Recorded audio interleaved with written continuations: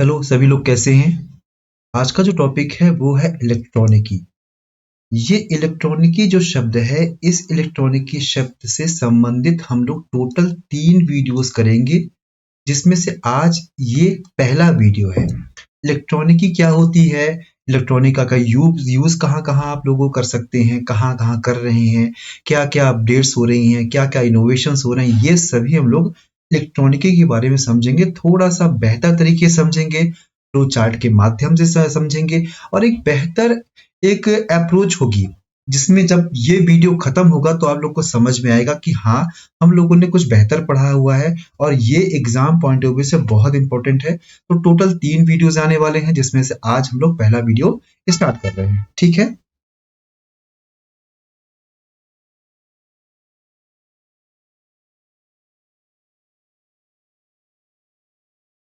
तो चलिए आगे बढ़ते हैं। हम लोग इसका टॉपिक ही रखा है अणु से अनुप्रयोग तक। कैसे है ये आपको समझ में आएगा जो टॉपिक रखा हुआ है। सबसे पहले हम लोग समझेंगे इलेक्ट्रॉनिकी है क्या, व्हाट इज इलेक्ट्रॉनिकी। तो जो इलेक्ट्रॉनिकी है, इलेक्ट्रॉनिकी के अंतर्गत निर्वात, गैस, चालक और अर्धचालक आदि माध्यमों में प्रवाह की वजह से बने उपयोगी उपकरणों के अध्ययन से संबंधित विज्ञान की शाखा को इलेक्ट्रॉनिकी या इलेक्ट्रॉनिक्स कहा जाता है। ध्यान समझिएगा, किसको कहते हैं हम सामान्यतः इलेक्ट्रॉनिक्स। निर्वात, जहां पर बिल्कुल हवा नहीं होती, गैसेस। चालक, जहां से आपका गैस या तापमान एक जगह से दूसरी जगह जाता है, चालक। और भी बहुत सारे चालक के उपनाम होते हैं। और अर्धचालक आदि माध्यमों में प्रवाह की वजह से बने उपयोगी उपकरणों के अध्ययन से संबंधित विज्ञान की शाखा को इलेक्ट्रॉनिकी या इलेक्ट्रॉनिक्स कहते हैं। कैसे कहते हैं, इसमें होता क्या है, इसमें इलेक्ट्रॉन होता है और इलेक्ट्रॉन का प्रवाह होता है, उसको नियंत्रित करके किसी विशेष कार्य को करने के लिए उपयोग योग्य बनाते हैं। मतलब क्या होता है, यहाँ पर सामान्यतः इलेक्ट्रॉन्स होंगे। इलेक्ट्रॉन्स चूंकि एक जगह से दूसरी जगह से प्रवाह करेंगे, और जब हम उनको उस प्रवाह को नियंत्रित कर लेंगे, जैसे आपको देखा होगा लाइट, आपको लाइट की स्विच होती है, स्विच में क्या करते हैं, आप जब चाहे उसको बंद करते हैं, जब चाहे उसको चालू करते हैं। मतलब कहने का तात्पर्य यह है, एक इलेक्ट्रॉन को स्विच के माध्यम से उसकी दिशा, उसके जो पूरा एक सर्किल होता है उसको बंद कर देते हैं सर्किट को, और जैसे ही उसको ऑन करते हैं वैसे ही लाइट जलने लगती है। कैसे करते हैं समझते हैं, देखिए। अब ये क्या है, silicon, germanium, logic gate, transistor, IC chip, ये सभी हम लोग बारी बारी से पढ़ेंगे और समझेंगे कि यह इलेक्ट्रॉनिकी है क्या, इलेक्ट्रॉनिकी में किस प्रकार से जितने भी इलेक्ट्रॉन्स होते हैं, इलेक्ट्रॉन्स का किस प्रकार से यूज होता है, कैसे हम लोग अलग अलग इंस्ट्रूमेंट से उसका यूज कर पाते हैं, ये सब हम लोग समझने की कोशिश आज करेंगे। ठीक है, चलिए सबसे पहले एक शब्द आता है आपका इलेक्ट्रिकल, और एक होता है इलेक्ट्रॉनिक्स। सामान्यतः देखें तो थोड़ा बहुत मिलते जुलते शब्द आपको दिखाई देंगे, लेकिन दोनों में काफी अंतर है। क्या अंतर है, पहला यदि इलेक्ट्रिकल की बात करें तो यह विद्युत ऊर्जा के उत्पादन, उपयोग और प्रेषण मतलब भेजने से संबंधित होता है इलेक्ट्रिकल। अब उसके बाद देखिए इलेक्ट्रॉनिक्स क्या है, इलेक्ट्रॉन के निर्वात, गैस, चालक और अर्धचालक में जो प्रवाह का अध्ययन होता है, मतलब इलेक्ट्रॉन का इन सभी में जो भी प्रवाह का अध्ययन होता है वही कहलाती है शाखा आपकी इलेक्ट्रॉनिक्स। कैसे होती है, फिर समझते हैं। एक अंतर और है इलेक्ट्रिकल में, जिसमें क्या होता है, तांबा या एल्यूमिनियम आदि धातुओं का उपयोग। जैसे आपने देखा घर में तार होती है ना, तार इलेक्ट्रिकल तार होती हैं, तो वहां पर जितनी भी तारें होती है सामान्यतः तांबों से बनी होती है। क्यों, उसके अंदर तांबे होते हैं, इसलिए होते हैं क्योंकि उसमें जो प्रवाह क्षमता होती है बहुत तेज होती है। और यहाँ पर क्या है, ये सिलिकॉन, जर्मेनियम आदि सेमी कंडक्टर का इसमें उपयोग होता है। इलेक्ट्रिकल क्या है, ऊर्जा के अन्य रूप जैसे प्रकाश, ऊष्मा, गति में परिवर्तित करता है। जो ऊर्जा होती है, ऊर्जा को किस प्रकार से हम प्रकाश के रूप में, ऊष्मा के रूप में, गति के रूप में, जैसे बल्ब होता है, हम लाइट जलाएंगे तो क्या होगा, वो एक ऊष्मा के रूप में और प्रकाश के रूप में दोनों तरह से हमें दिखाई देगी। यहाँ पर क्या होता है, इलेक्ट्रॉन के प्रवाह को नियंत्रित करके विशेष कार्य कराया जाता है। कैसे कराया जाता है इसको हम लोग आगे पढ़ेंगे। अब ये देखिए उदाहरण इसका इलेक्ट्रिकल का आपने देखा होगा, पंखा, हीटर, जनरेटर, ट्रांसफॉर्मर, ये सभी इलेक्ट्रिकल के एग्जाम्पल है। वहीं इलेक्ट्रॉनिक्स के एग्जाम्पल क्या है, ट्रांजिस्टर, डायोड, आईसी चिप इत्यादि, ये क्या है आपके इलेक्ट्रॉनिक्स के एग्जाम्पल है। इलेक्ट्रिकल में क्या आता है, मुख्यतः एसी विद्युत पर आधारित, सामान्यतः अल्टरनेटिव करंट जिसे कह सकते हैं एसी, यह विद्युत पर आधारित होता है। सामान्यतः जितने भी पंखे, टीवी, कूलर सभी आपको किसमें, एसी पे ही। एसी मतलब वो वाला एसी नहीं जो ठंडा करता है, एसी से तात्पर्य होता है अल्टरनेटिव करंट। और यहां पर क्या होता है, इलेक्ट्रॉनिक्स क्या होता है, यह डीसी मतलब डायरेक्ट करंट पर आधारित होता है। जो एसी होता है उसकी फ्लैक्चुएशन एक लाइन होती है, पहले बढ़ता घटता ऐसा होता है। जबकि डीसी में क्या होगा, सीधी लाइन में चलता है। तो थोड़ा थोड़ा समझ में आ गया इलेक्ट्रिकल क्या है, इलेक्ट्रॉनिक्स क्या है। अब थोड़ा सा आगे बढ़ते हैं हम लोग। इलेक्ट्रॉनिकी के इतिहास से संबंधित कुछ बातों को हम लोग समझेंगे जो महत्वपूर्ण घटनाओं के रूप में देखी जाती है। ठीक है, सबसे पहले हम लोग आते हैं 1893 की बात, जहां पर निकोलाई टेस्ला द्वारा रेडियो संचार का एक प्रकार से उदय हो रहा है। किसने बनाई, टेस्ला, निकोलाई टेस्ला द्वारा रेडियो संचार का आगाज हो रहा है वहां पर 1893, मतलब करीब करीब हम लोग मान के चलें तो 150 वर्ष के करीब करीब पहले की बात यह है। उसके बाद थोड़ा सा क्या हुआ, 1897, जस्ट 4 साल बाद क्या हो रहा है, जे जे थॉमसन द्वारा इलेक्ट्रॉन की खोज हो रही है। इलेक्ट्रॉन की खोज हो रही, कैसे हो रही, किस प्रकार से, वो एक बड़ा है, बड़ा ही अलग बात है, लेकिन किसने खोज की इलेक्ट्रॉन की, जे जे थॉमसन ने। फिर 1904 में करीब करीब ये 7 साल बाद जॉन एम्ब्रोस फ्लेमिंग, क्या है, जॉन एम्ब्रोस फ्लेमिंग द्वारा पहले डायोड वैक्यूम ट्यूब का आविष्कार हुआ। वैक्यूम ट्यूब का, अभी बताया था कुछ देर पहले, इलेक्ट्रॉनिक किस में काम करती है, गैस में काम करती है, निर्वात मतलब वैक्यूम में काम करती है, तो उसी के ही संबंधित इन्होंने आविष्कार किया। 1906, जस्ट इसके 2 साल बाद क्या हो रहा है, ली डे फॉरेस्ट द्वारा ट्रायोड का निर्माण हो रहा है। ये सब है क्या, ये थोड़ा सा हम आगे अच्छे समझेंगे। अब यहां तक तो हो रहा है। अब ये हमारे स्वतंत्रता के पहले की बात मान सकते हैं, या ओवरऑल विश्व में ये घटनाएं घट रही हैं। अब 47, 48, 1900 की बात, 1947 और 48 में क्या हो रहा है, जॉन बॉर्डीन, वाल्टर ब्रेटेन तथा विलियम शाकले द्वारा ट्रांजिस्टर का आविष्कार हुआ और इन्हें 1956 में नोबेल पुरस्कार प्राप्त हुआ। किसको, जॉन बॉर्डीन, वाल्टर ब्रेटेन तथा विलियम शॉकले द्वारा ट्रांजिस्टर का आविष्कार हुआ और इन्हें 1956 का नोबेल मिला हुआ है। ध्यान कीजिएगा, ऐसे प्रश्न पूछा जाता है कि नोबेल पुरस्कार 1956 में किसको मिला, इनको मिला। बहुत पुराना है लेकिन इस विषय से क्या है, इलेक्ट्रॉनिका के इतिहास से जुड़ा हुआ है। फिर हम आते हैं 1958 से 59 की बात है, जहां पर जैक किलवी द्वारा आईसी चिप का आविष्कार हुआ। इन्हें भी नोबेल पुरस्कार, याद कीजिएगा ये कई बार एग्जाम में पूछा गया है, तो आप लोग इसको अच्छे से याद कर सकते हैं। जॉन किलवी ने आईसी चिप का आविष्कार किया। अब इसके बाद लास्ट यहां पहुंच रहे हैं 1968 में, जहां पर इंटेल द्वारा माइक्रो प्रोसेसर का विकास हुआ। 1968 की बात कर रहे हैं, ठीक है।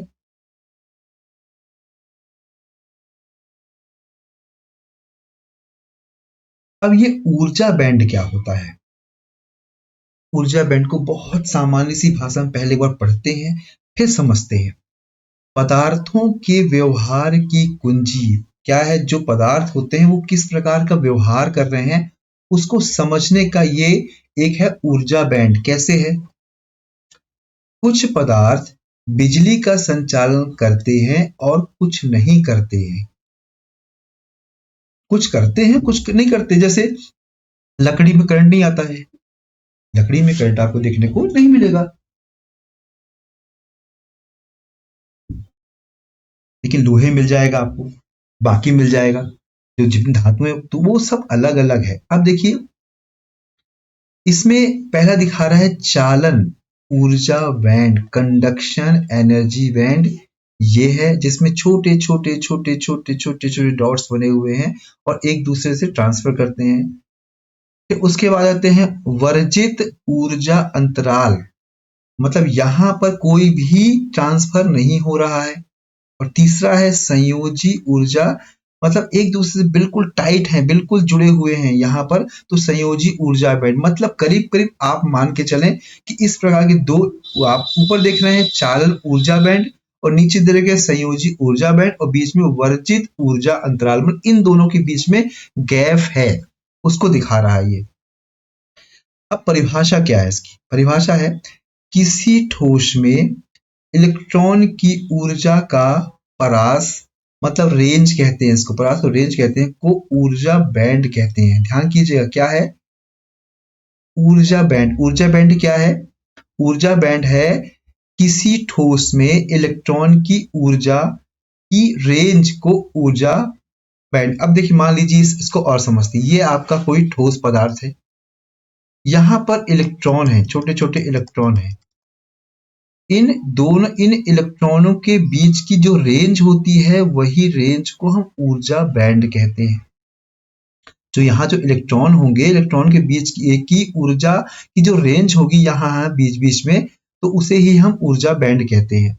और समझते हैं इन बैंडों की संरचना ही किसी पदार्थ के चालक, अचालक और अर्धचालक होने की का निर्धारण करती है। ध्यान दीजिएगा, वो कौन बिजली को लेगा, बिजली को क्या करेगा, बिल्कुल बंद कर देगा, या बिजली के प्रवाह में एक अर्ध, मतलब थोड़ा सा बिजली चलेगी भी और बिजली रुकेगी भी, यह तीनों का वो निर्धारण करते हैं, ये आपके ऊर्जा बैंड है। ठीक है, यहाँ पर ध्यान देख रहे हैं ना, फिर यहाँ पर क्या हो रहा है, यहाँ पर देखें तो चालन ऊर्जा बैंड है, ये बिल्कुल बंद है, यहाँ पर बिल्कुल भी ऊर्जा नहीं प्रभावित होगी और यहाँ पर बिल्कुल कंस्ट्रक्टिव तेज ज्यादा आपस में है। जैसे इस प्रकार से हम इसको एक प्रकार से कह सकते हैं कि मेटल के बहुत ठोस होता है, उसके जो कण होते हैं बहुत पास पास होते हैं, इलेक्ट्रॉन्स की बहुत कुछ है, तो वह कंटिन्यूस चलता रहता है।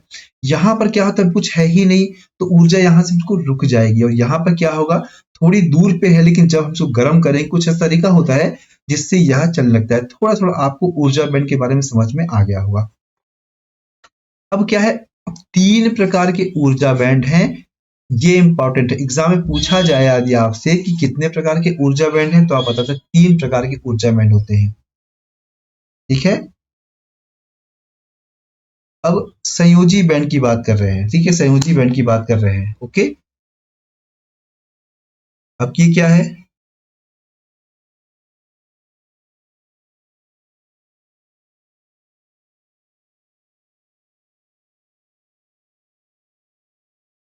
और हाँ देखिए यहाँ पर क्या है, सबसे पहले हम लोग आते हैं संयोजी बैंड में। ये क्या है, इसमें संयोजी इलेक्ट्रॉन हमेशा उपस्थित रहते हैं, हमेशा मतलब हमेशा संयोजी इलेक्ट्रॉन अवेलेबल रहेंगे, तो ये संयोजी बैंड कहलाएगा। इन इलेक्ट्रॉनों द्वारा धारा प्रवाह नहीं होता है। संयोजी बैंड में क्या होता है, धारा प्रवाह नहीं होता है, यह अधिकतम ऊर्जा का बैंड होता है। इसमें अधिकतम ऊर्जा का बैंड होगा, इसमें इलेक्ट्रॉनों द्वारा धारा प्रवाह नहीं होगी। ठीक है, और आगे बढ़ते हैं।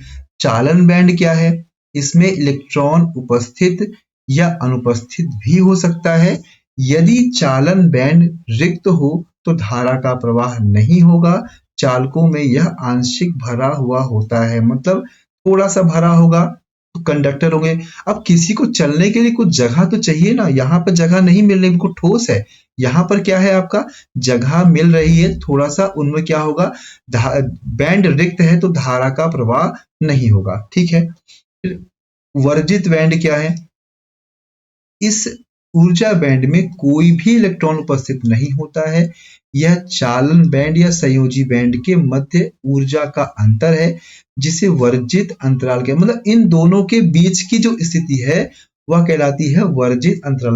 देखिए, आप लोगों ने इलेक्ट्रॉनिकी नहीं पढ़ी होगी, तो ये थोड़ा सा आपको एक दो बार समझने की जरूरत है। जितना आप समझेंगे, बार बार समझेंगे, जितना समझेंगे, जितने क्वेश्चंस लगाएंगे, उतना ही आपको समझ में आएगा। ठीक है,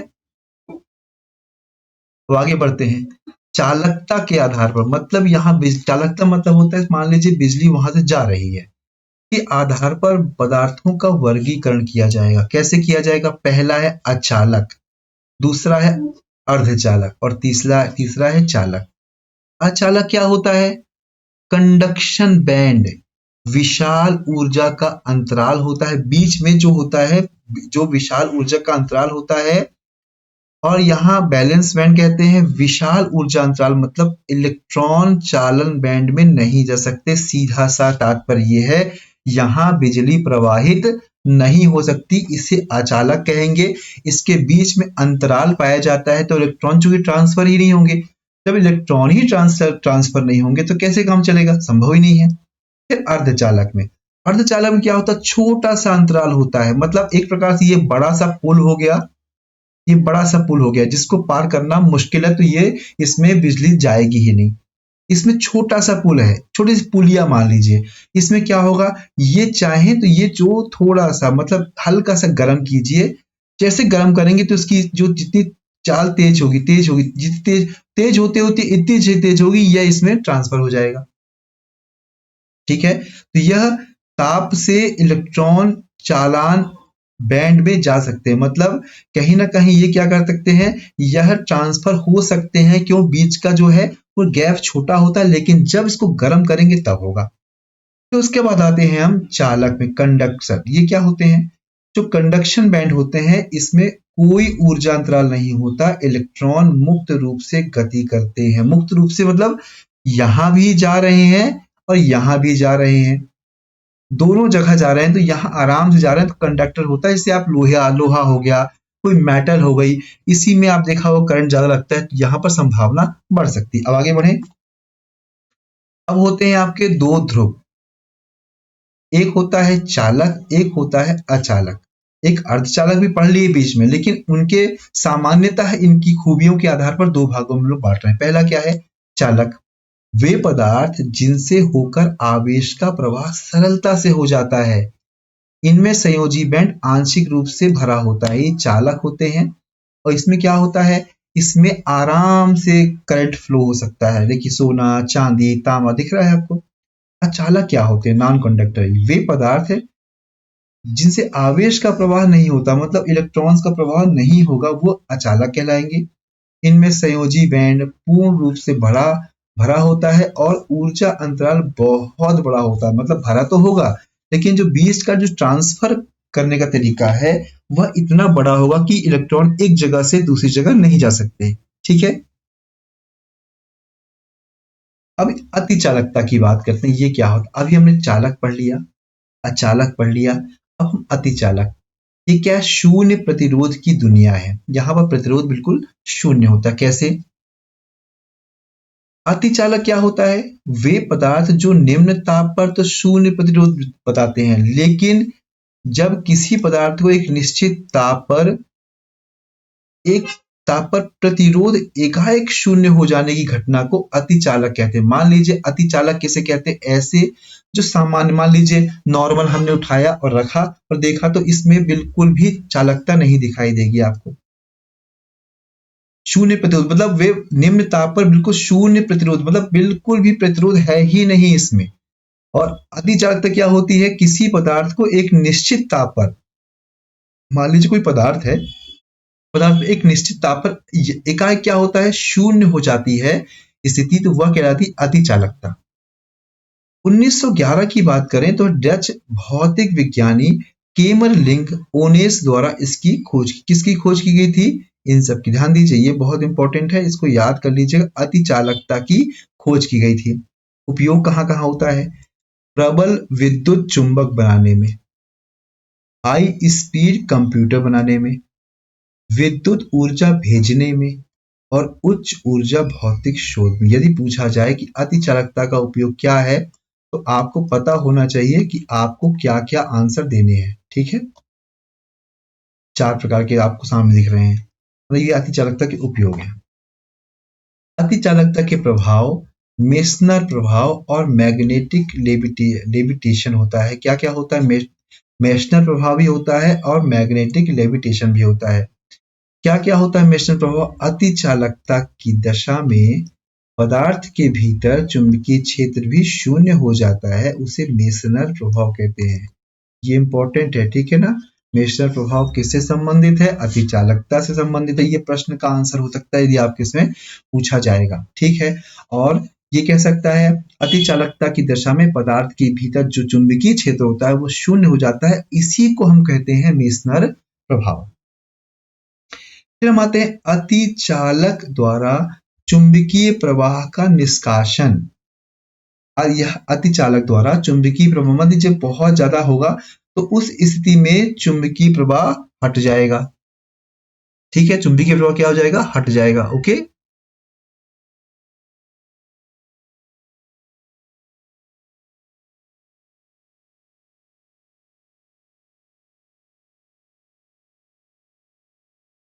है ना।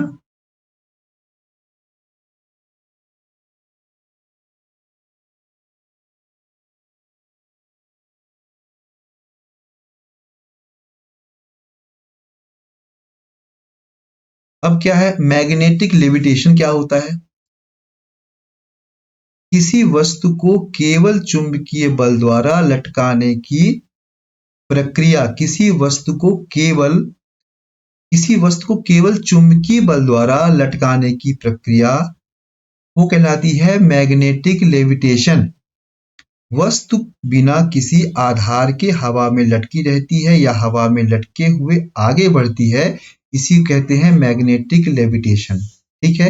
जैसे आपने देखा होगा एक ट्रेन होती है मैग्नेटिक ट्रेन, वहां पे क्या होता है बीच में क्या होता है जगह होती है और ये पटरियों पे नहीं दौड़ती है। यही सिद्धांत होता है मैग्लेव ट्रेन का, जो आप अक्सर सुना होगा कि अरे वो पटरियों से ऊपर चलती है, ठीक है।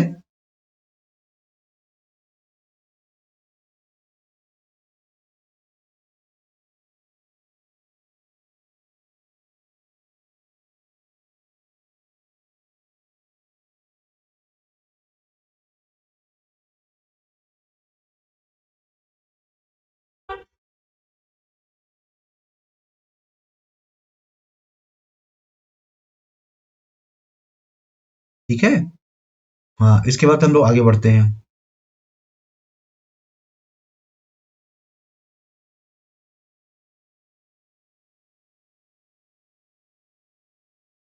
चलिए अब देखते हैं कुछ इलेक्ट्रॉनिक संचार की आवृत्तियां होती हैं वो किस फ्रीक्वेंसी पे काम करती हैं। ये एग्जाम में कई बार पूछा गया है, कई बार पूछा गया है, तो याद कर लीजिएगा। तो ब्लूटूथ क्या होता है 2.4 से 2.8 गीगाहर्ट्ज तक देखने को मिलेगा। जो वाईफाई क्या होता है 2.4 से 5 गीगाहर्ट्ज तक मिलेगा आपको। जीएसएम फोन, जो जीएसएम फोन होता है सेवा वो क्या होती है 800 900 से लेकर 1800 से 1900 मेगाहर्ट्ज तक देखने को मिलेगी। शॉर्ट वेव्स क्या होती हैं? यह 2.3 से 30 मेगाहर्ट्ज, ये देखिए शॉर्ट वेव्स, ठीक है ना। ये भी आपको देखने को मिले। एएम, एफएम और टीवी। एएम क्या होता है 5 से 1.5 मेगाहर्ट्ज तक, 0.5 से लेकर 1.5 मेगाहर्ट्ज तक है।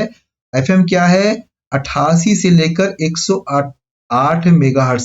कभी आपने अपने रेडियो में कभी एफएम को सुना होगा या आपके उसमें कभी मोबाइल पे एफएम को आपने ट्यून किया होगा तो आप में वो 88 से लेकर 188 तक ही के बीच में ही वो चलेगा। टीवी क्या है 7 से 13 और 175 से 215 मेगाहर्ट्ज तक टीवी में चलता है।